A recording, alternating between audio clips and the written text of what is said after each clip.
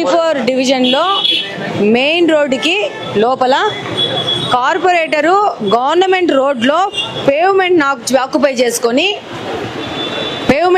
చేసుకొని రూములు కట్టుకొని ఉన్నాడు. ఈయన పేరు అక్బర్ అంట. ఈయన 34 డివిజన్లో కార్పొరేటర్గా గెలిచినాడంట. గవర్నమెంట్ నుంచి జీతాలు తీసుకుంటూ వీళ్ళని కార్పొరేటర్గా గెలిచింది.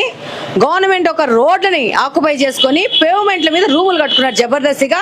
అలా స్టాఫ్ వర్క్ చేస్తున్నారు. ఇక్కడ మీరే కదా కార్పొరేటర్ మనుషులే కదా ఇద్దరు. 1 వీక్లో కార్పొరేటర్ ఇది ఖాళీ చేయకపోతే బుల్డోజర్ తీసుకొచ్చి పగలు కొట్టేస్తాం. ఖాళీ చేసేమని చెప్పి అబ్బర్కి. లేకపోతే క్రిమినల్ కేసులు బుక్ అవుతాయి ఆయన మీద. డెఫినెట్గా వీళ్ళ మీద క్రిమినల్ కేసు బుక్ చేయాల్సిన అవసరం ఉంది. కార్పొరేటర్ హోదాలో ఇలా వచ్చి సమాజాన్ని మొత్తం తినేస్తున్నారు వీళ్ళు. చిన్నోళ్ళు బీదోళ్ళు ఎక్కడన్నా వాళ్ళకున్న సొంత స్థలాల్లో ఇల్లులు కట్టుకుంటే ఏమాత్రమైన డీవియేషన్స్ పోతే రోడ్డు వచ్చి వాళ్ళ ఇళ్లను కూల్చేస్తారు.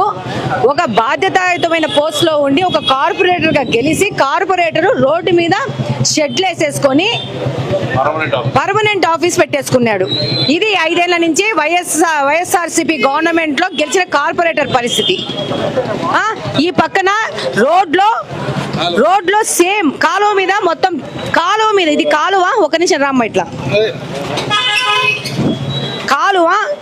కాలువను మూసేసేసి కాలువ పక్కన ఉన్న పేవ్మెంట్ మీద వైఎస్ అవినాష్ రెడ్డి గారు జగన్మోహన్ రెడ్డి గారి నిధులతో ఆరో వాటర్ ప్లాంట్ పెట్టేసి ఈ జగ కూడా ఆక్యుపై చేసేసుకున్నారు.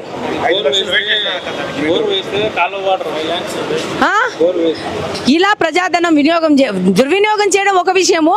అసలు రోడ్లను ఆక్యుపై చేసే హక్కు ఎవరిచ్చినారు వీళ్ళకి? కాలువను రోడ్లో తీసుకొచ్చేసేసి వీళ్ళ రూములు కట్టుకోవడానికి కాలువలు కూడా జరిపేసుకున్నారు. ఇది ఈ యొక్క ఎంపీ గారి యొక్క పరిపాలన. ఈ ఎంపీ గారిని కడప పార్లమెంట్లో గెలిపించుకునేది ప్రజల ఆస్తులు దోచుకోవడానికి.